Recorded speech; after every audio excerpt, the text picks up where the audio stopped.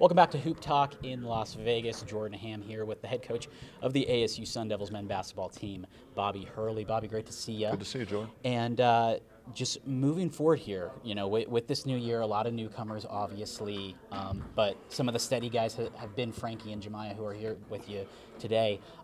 With Frankie, how has that kind of shorthand developed for the two of you over the past couple of years? Well, I think we built trust. Last year, just going through the season we went through, having a winning season together, getting to know him more, and I think our relationship has grown in that sense, where you're seeing him being a lot more comfortable, around our staff, being more vocal in practice. You could hear his voice. I think he's more outgoing to be a leader. And the same thing could be said for Jemiah. I think his personality, tends to help him in that regard, just talking with our guys in practice. And Alonzo Gaffney also has just overall had a great off season.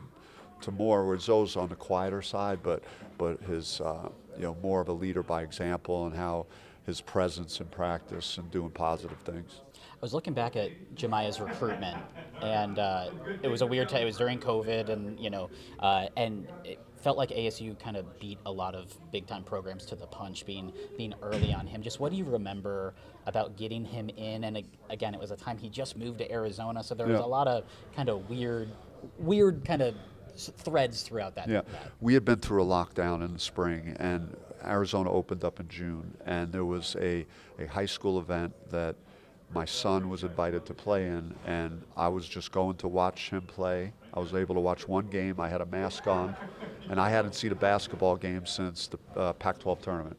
And Jemiah happened to be on Bobby's team, and I saw Jemiah, pass and dunk, and he was handling the ball. He was 6'5", and I immediately said, he's good enough, and we got involved. And at that time, he had mid-majors on him, but it was just difficult to recruit because we weren't able to go anywhere and see any kids. So it really worked out to our advantage, and Jemiah stayed and was a prep school player in town at that time. So it was a fairly quick recruitment, and excited that we have him. I think, for a guy like him, he's kind of a late bloomer, and he always showed signs, and we didn't have to rush him.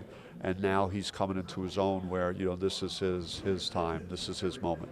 What is the challenges now with the transfer? This is something that we didn't really have to deal with in the past, but the challenges for a player like Adam, who's already transferred once, you think you could get, maybe a waiver, but how do you build in the contingency plans? How do you recruit a player like that? Because he's not the only one going through that.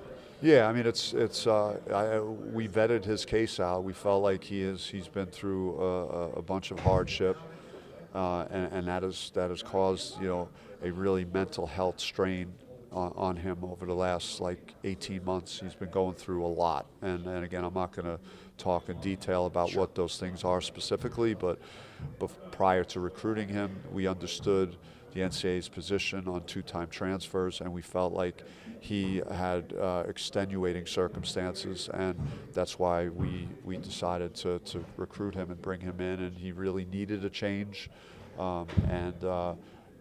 we've welcomed him to the program, and he's been a real blessing to have at Arizona State.